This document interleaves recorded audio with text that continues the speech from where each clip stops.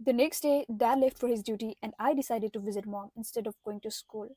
I rushed to her house. As I had expected, she looked devastated. Uncle Josh was on the phone with someone. I hurried towards Mom, but my steps fluttered when I spotted Aunt Tia, Uncle Josh's sister. My chest tightened as unease crept in. Quickly, I looked away, pretending I hadn't seen her. I hugged Mom tightly. "Everything will be all right, Mom," I whispered. She kissed my forehead and gently caressed my hair. "Look who's here! The little devil!" Aunt Tia said with a grin. Her words sent a wave of discomfort through me, forming a tight knot in my stomach. For some reason, I always felt like she disliked me. There was a coldness in her demeanor that kept me on edge, so I made sure to keep my distance. Aunt Tia stood up abruptly. "Hey, I've got an idea," she said with a mischievous tone. "Why don't we hide this devil and demand that stupid Tom give back our little child? Only then could he take his daughter back. Now, that would be a deal breaker, wouldn't it?" She smirked. How childish, I thought. I don't let comments like that get to me anymore. After all, I'm 14 now, not a little kid. "Cut it out, Tia. Leave her alone," said Uncle Josh while dialing to someone. Poor Uncle Josh. He was trying everything and contacting everyone he could to find his daughter. Even the police didn't have any clues yet. It was disappointing. I felt bad for everyone. I just hoped that my sister was alright. Walking back home, I saw Dad leaving in his car. An unease settled over me. He was supposed to be on duty, and he never takes leave. I was lost in thoughts when a voice startled me. "Let's follow him," it said. I turned around and it was Aunt Tia. "Gosh, you startled me!" I snapped. "Shh, let's move," she stated. Before I could process anything, we drove on her scooter and followed Dad's car. He stopped on a busy street and walked down a quiet alleyway. Aunt Tia also parked a scooter nearby, and we quietly followed Dad. He scanned the place and stood in the corner for a while. It looked like he was waiting for someone. After a while, a woman appeared, and she looked familiar. "Hey, she's the nurse from the hospital," I whispered. "Oh, well then, that confirms his action, doesn't it?" Aunt Tia said, grinning. Before I could say anything, she ran towards Dad, yanked him by the collar, causing him to stumble and fall face down on the ground. Before he could get up, she swiftly planted her knees on his lower back and twisted his arms behind him. I froze in place, unable to process what I was seeing. My breathing quickened and I instinctively took a step back, clutching my hands to my chest.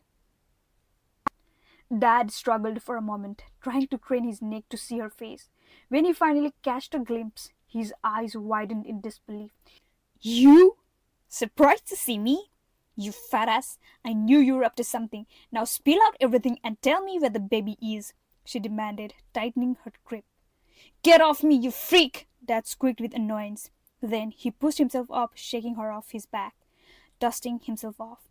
Before he could take a single step, she dived forward and grabbed his legs, wrapping her arms around them like a determined octopus. "I'm not going to leave you," she shouts, clinging on for dear life, and he tries to shake her off. "Are you crazy?" he yelled, stumbling as he dragged her across the foot. "Let go of my leg!" "I'm not letting you go until you tell where the baby is," she blurted. Fed up and clearly annoyed, he rolled his eyes and swayed his head. As he turned, his eyes widened in surprise when he saw me. "Mimi, what are you doing here?" Uh, I stammered, but nothing came out of my mouth. I stood there fidgeting nervously. Then it crossed my mind the nurse wasn't there anymore. Dad tried walking towards me, dragging Aunt Tia along a few steps. Then he helped her and made her stand straight. "If you're done with your stupidity, can we talk?" Dad said in a serious voice. "Yes, let's talk," Aunt Tia blurted out. "I don't know where the baby is. In fact, I was about to find out, but you messed up everything," snapped Dad. "Look who's talking. Why are you pretending like someone else has taken the baby?" "Because someone else has actually taken the baby, and I was about to get the clue, and then you happened." "How do we trust that it's not you?" "Don't trust. I don't care. Just don't interrupt when I'm on duty." Flicker of realization crossed Aunt Tia's face. Her eyes widened as a thought clicked in her mind. Her face flushed a deep shade of red. She immediately looked away, unable to meet Dad's gaze, her hands awkwardly fidgeting at her sides. She awkwardly cleared her throat, clearly embarrassed, and a small nervous laugh escaped her. Oh, you're on duty? Dad looked terrified. Auntia then turned around, grabbed my hand, and drove me home. We sat on a couch, embarrassed by the whole situation. Oh, what have we done? Murmured Auntia. I sat beside her, clueless. Auntia, who do you think the baby thief is? I asked, staring at the walls. God knows it's definitely not Fatso. There is someone else out there who's actually dangerous, she said, her voice shaky. My heart beat faster hearing her words. However, having her by my side felt oddly comfortable. Suddenly, I wondered why she and Dad were not on good terms. Because I knew that Dad and Aunt Tia were best buddies when they were kids, but they had broken up for some reason. Aunt Tia, do you mind if I ask you something? She frowned without even opening her eyes. No, don't ask. Don't annoy me with your stupid questions, she replied. I continued, however. Why did you guys end your friendship? She looked at me with a sharp, annoyed glance. You're not going to listen, are you? I smiled, surprised by the warmth that flickered beneath her cold exterior. For the first time, I didn't feel the urge to ignore her or run away. Instead, something in me shifted. The discomfort that had always bubbled up when she was near slowly melted away, replaced by a new feeling, a quiet understanding. Her taunts didn't sting anymore. They almost seemed like a shield she wore to hide something deeper. And in that moment, I could see through it, sensing the vulnerability she tried so hard to mask. Your stupid dad doesn't have a brain. That's why we had to break up. He chose your stupid mom over me, she said. Her words caught me completely off guard, and for a moment I was speechless. But my mouth opened before I could stop myself. Does that mean you loved my dad? A deep red flushed across her cheeks, a rare sign of vulnerability I hadn't expected. I didn't say that, she said quickly, almost too quickly, as if trying to cover up the implication I had made. There is something else that you won't understand, kiddo. She waved me off with a dismissive flick of her hand. Now, get lost. It was almost funny to see her so nervous. I was about to say something else when Dad came home. He looked at both of us, his gaze sharp with a mixture of disappointment and annoyance. With a deep sigh, he turned away and walked towards his room. Hey, where are you going? Auntia asked. Dad rolled his eyes. Let me freshen up first. We've been waiting for you for hours, and you worried about a shower? Stop acting like a sissy and spill out everything first, Auntia said, her tone firm and impatient. I couldn't help but silently glance at Dad, my gaze a subtle plea for him to answer, my posture leaning slightly towards Auntia's side. Feeling defeated, Dad let out a heavy sigh. With no other choice, he slowly walked over to the chair. He sank into it with a weary exhale, his eyes tired but resigned. All right, he muttered. Let's get this over with. And then, without looking at either of us, he began to speak, the tension hanging thick in the air. The nurse was there with some information, he said. The baby had been abducted by someone from the hospital. On the day of discharge, the nurse had taken the baby for vaccination. Then, someone came with a gun, took the baby, and threatened her to keep quiet. He took the baby and left. The nurse got nervous and picked up one of the twins' babies of the woman and gave it to your mom. Shiver ran down my spine hearing that. Someone with a gun took my baby sister. So, do we know who the person is? Aunt Tia asked anxiously. No, not yet, but we are actively investigating, Dad replied. Oddly, a few cameras weren't working at that moment. Huh, seems like some insiders to me, Aunt Leah muttered. Why did they take Josh's child and not one of the others? She asked. We are working on it, Dad answered, and we'll uncover the truth soon. It was evident, even though Dad wanted to stay away from all this, he had to be part of the investigation because he had been assigned the case. Days passed, and my sister was nowhere to be found. Dad was so busy with the case that he couldn't even make it to the PTA. Understanding the situation, I didn't bother to remind him. But, to my surprise, Aunt Tia stepped in. She not only attended the meetings but also got involved in Sports Week. During that time, we grew closer, and I didn't feel so lonely anymore. She turned out to be one of the most fun person I'd ever met. It made me wonder why we didn't get along before. Even Dad seemed genuinely happy when she was around.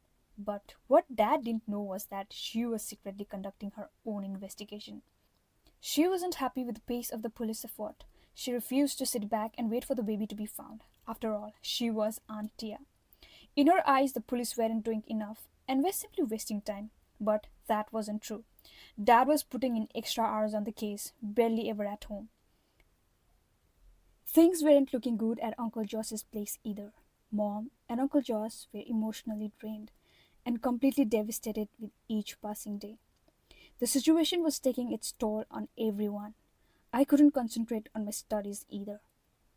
One day after school, I was surprised to see Dad already home. Aunt Tia was there too. They were having a heated argument. It seemed like Aunt Tia had interrupted the investigation, because of which the nurse was expelled from the hospital. Dad looked super upset. Stop messing around. It's a matter of life and death. Do you even understand the intensity of the case? Dad scolded Aunt Tia.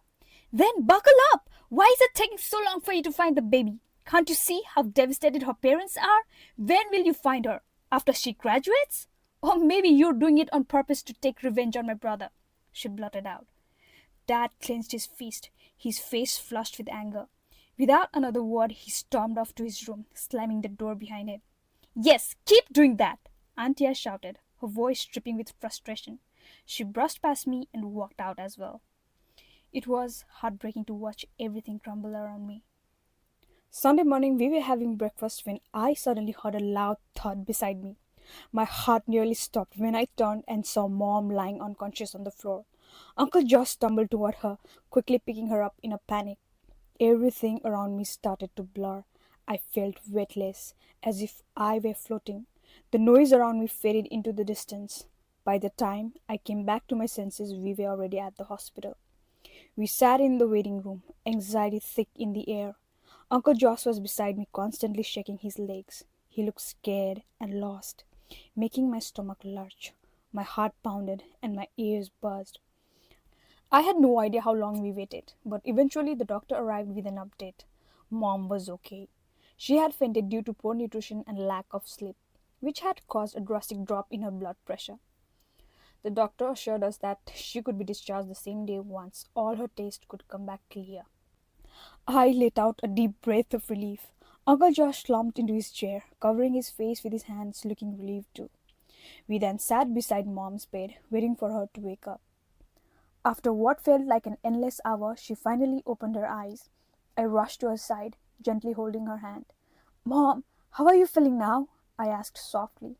She looked at me, worry flickering in her tired eyes. Sweetie, what are you doing here? You should go home. I'm alright. You have your exam tomorrow. Please go. Uncle Josh is here with me, she said weakly. No, Mom, I'm fine. I'm not going anywhere until you're completely fine, I insisted.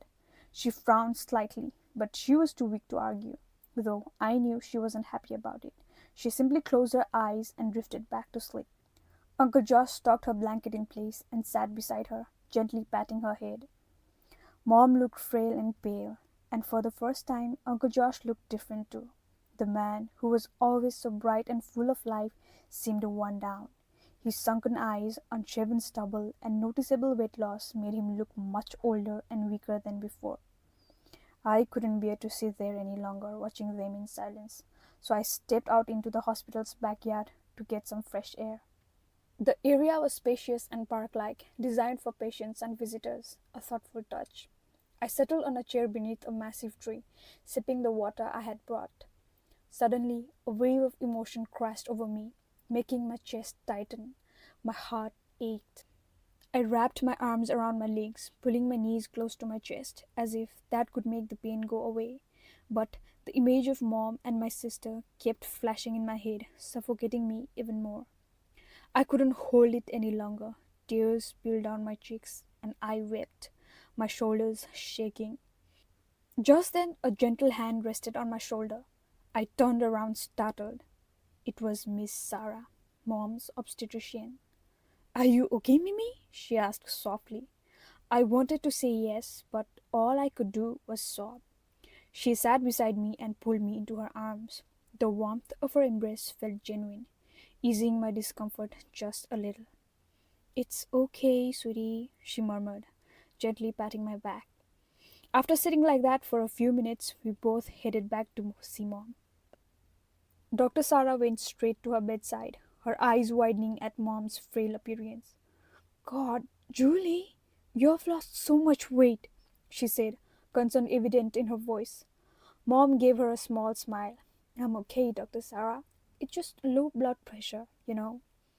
Sarah then turned to Uncle Josh, who sat with an open magazine in his lap, lost in his own thoughts. It was clear his mind was elsewhere. With a sigh, Sarah crossed her arms and frowned. Please take care of yourselves, you guys. Julie, you need to stay strong for your family, she said, her voice filled with genuine concern. Mom simply nodded in agreement. Just let me know if you need anything, alright? She added. Thanks a lot, Sarah. Are you leaving? Mom asked. Yes, my shift's over. Do you need anything? Mom took the opportunity and said, Do you mind dropping Mimi home? She has exam tomorrow. Of course, Sarah agreed without hesitation. No, Mom, I'm not leaving, I protested. Sarah turned to me with a firm expression. Mimi, let your mom rest. You shouldn't crowd here. Josh is here with her. I hesitated before finally conceding. She was right. I was only getting in the way after all. Thank you, Mom said softly. Sarah gave her a reassuring nod. As I got into Sarah's car, I accidentally dropped some of her belongings. Bending down to pick them up, I smiled when I saw Bambi print blanket. It had been so long since I had enjoyed any of my favorite shows, and Bambi was one of my all-time favorites. Sarah didn't just drop me off, she waited outside until I was safely inside the house. The small act of kindness meant a lot to me. Later that evening, Dad came home looking exhausted. Want to go eat somewhere? He asked. Yes, I replied, then hesitated before adding, Dad, do you mind dropping me at Mom's place? I think she's been discharged by now and I want to be with her. Dad readily agreed. I felt a wave of relief upon seeing Mom at home. Worried about her condition, I decided to stay with her for a few days until she fully recovered. The next morning, as I was getting ready for school, the door suddenly slammed wide open. Startled, I turned to see Auntia standing there, holding a basket. Her face was laced with shock and confusion. I rushed towards her and peeked inside the basket. I gasped. There was a baby. Without thinking, I instinctively lifted her tiny chin to check her neck. And there it was, the mark. It was her, my baby sister.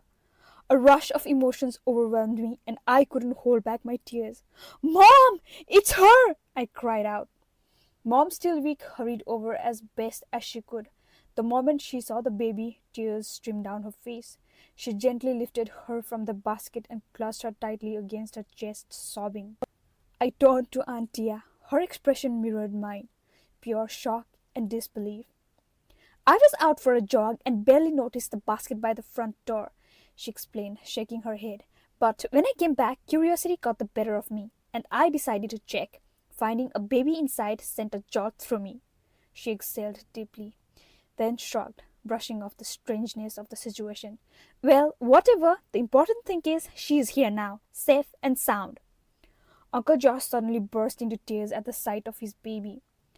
Through his happy sobs, Auntia couldn't resist teasing him. Come on now, don't be a crybaby. You look ugly when you cry. Don't traumatize the baby. I couldn't help but burst into laughter after so long. I finally felt a sense of peace. But Auntia's voice turned sharp. Whoever did this will have to pay, she declared. I nodded in agreement. Holding my baby sister in my arms, I kissed her gently. I missed you so much, I whispered. Then something made my breath catch. She was swaddled in a soft blue blanket, a Bambi blanket. Chills ran down my spine. I scanned the room, suddenly alert. I didn't want to worry Mom and Uncle Josh and Father, but deep down I knew this was no coincidence. As Auntie drove me to school, not being able to hold back any longer, I poured my doubts to her. Oh, that's silly, she said, waving off my concern. Anyone can have a blanket with the same print. You're right, Auntia, I admitted. But for a reason, I feel a connection. My gut is telling me something. She glanced at me thoughtfully. Intuition, huh? Then, let's go check. You never know, she said quickly. You should never ignore your gut feeling. I'll dig deeper into it, she assured me. You just go focus on getting back to your life. You have already missed a lot. Now, no more worrying. Leave this to me. I didn't want to agree, but she was right. I needed to get back on track. Later that day, after school, I sat down with Dad and filled him with every detail. He let out a long sigh of relief, but just like us, he wasn't fully convinced either. We had just gathered for dinner when Auntia stormed in fuming. Without a word, she marched straight towards Uncle Josh and yanked his hair. Hey, what's wrong? Uncle Josh yelped in pain. It's all your fault, you pervert! Auntia shouted. Uncle Josh blinked in confusion. What are you talking about? What do you mean? Mom's eyes widened, alarmed by the sudden outburst. You asshole! Don't you remember Dr. Sarah? Auntia demanded, her voice thick with rage. Yes, she's Julie's obstetrician, Uncle Josh replied, still baffled. That's it? That's all you remember? Don't you recall Sarah Butler from college? His brows furrowed. I've heard that name before, he muttered. Aunt Tia's frustration boiled over, and before anyone could stop her, she punched Uncle Josh square in the face. You brat! Sarah Butler is the woman you impregnated and abandoned. A flicker of recognition crossed Uncle Josh's face. Wait, Kai? She was Kai, not Sarah? He murmured, bewildered. That Kai was Sarah Butler. Kai was her nickname. Her real name was Sarah. How dare you do that to her, you loser? Auntia roared, shaking with anger.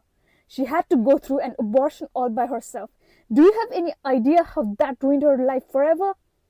Uncle Josh's face fell. His shoulders slumped as he lowered his head in shame. I, I didn't know that, he admitted quietly. She told me she was pregnant, but I thought she was lying to trap me. His voice was heavy with guilt. I never meant to destroy her life. If I had known, I would have taken care of it. Auntia's anger wavered as tears welled in her eyes. She took revenge for that? Uncle Josh asked, his voice barely above a whisper. Yes, Auntie choked out. She wanted you to feel the pain of losing a child. A heavy silence settled over the room. Mom's face was filled with worry, while Uncle Josh looked utterly defeated. Mom finally spoke, her voice trembling. What does that mean? Will she not be punished for abducting a child? Auntia rolled her eyes, exasperated. Julie, this is exactly why I get irritated with you. Either you're dumb or you act dumb. Oh, so worrying about my child's safety makes me dumb, Mom shot back. I don't care how smart you people think you are. I want her to be punished. Auntia sighed, rubbing her templates. Are you even seeing the bigger picture, Julie? She countered. Legally, yes, she could be punished. But should we punish her? Think about it. She never intended to harm your baby. She just wanted to make this idiot. She pointed at Uncle Josh. Feel the pain she went through. She took a deep breath before continuing. She showed me a video of how lovingly she cared for the baby. She planned to return the child after a week, but when she saw how devastated you all were, she brought her back early. So now, tell me, should we still file a complaint against her? An awkward silence hung heavy in the air. Aunt Tia, her voice thick with emotion, finally broke it. The only way forward is to confront the past and forgive each other, she said firmly. Mom's expression darkened, and without a word she stormed off to her room, leaving the atmosphere tense and uneasy. The next morning, Mom was nowhere to be seen. Worried, Uncle Josh grabbed his car keys, ready to go look for her. Just as he was about to leave, the front door swung open. Mom had returned, but she wasn't alone. She walked in with Dr. Sarah. All of us stood frozen, unsure of what was about to unfold. Josh, Tia, come to my room, Mom announced, her tone leaving no room for argument. Excluded from the discussion, I could only watch as the elders huddled together for what felt like an eternity. Their voices were muffled behind closed doors, leaving me with nothing but restless anticipation. When they finally emerged, something had changed. Their tension was gone, replaced by a quiet but undeniable sense of resolution. The look in their faces told me everything. An understanding had been reached. They had chosen forgiveness. They were ready to move forward. Later that evening, Dad returned home with a tired yet contented smile on his face. The air seemed to hum with renewed energy, as if a heavy weight had finally been lifted. Someone looks happy, I teased. Is that obvious? Dad replied, sitting next to me. Yes. Now spill the beans. Oh, wait, let me guess. I paused for dramatic effect. You're dating someone, aren't you? His blush spoke volumes. You are! I knew it! I exclaimed. Who is it? Do I know her? I'm afraid you do, he replied, a playful smile tugging at his lips. Now stop pushing around the bush and just tell me! It's Tia. I froze, shocked. Are you kidding me? Why, you don't like her? He asked, his tone suddenly serious. I stood there for a moment, still processing the news. Hey, say something. You're making me nervous, Dad said, looking at me. I couldn't hold it any longer. I burst into laughter. Oh my god, she's perfect! Dad sighed in relief. You little drama queen, he said, chuckling. It turned out Dad had even proposed to her, but her acceptance came with a condition. Dad had to forgive both Mom and Uncle Josh.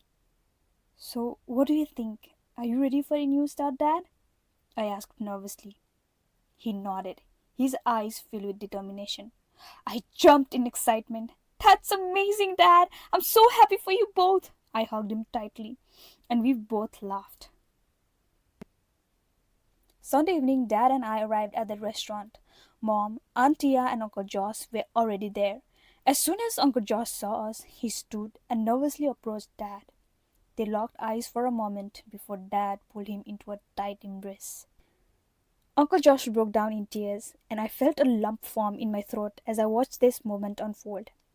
I too had tears in my eyes, feeling overwhelmed by the sight of our family finally coming together. The sight of Uncle Josh and Dad laughing together, something I never thought I'd see, filled me with a warmth that spread through every part of me. It was a new beginning, a complete family once more.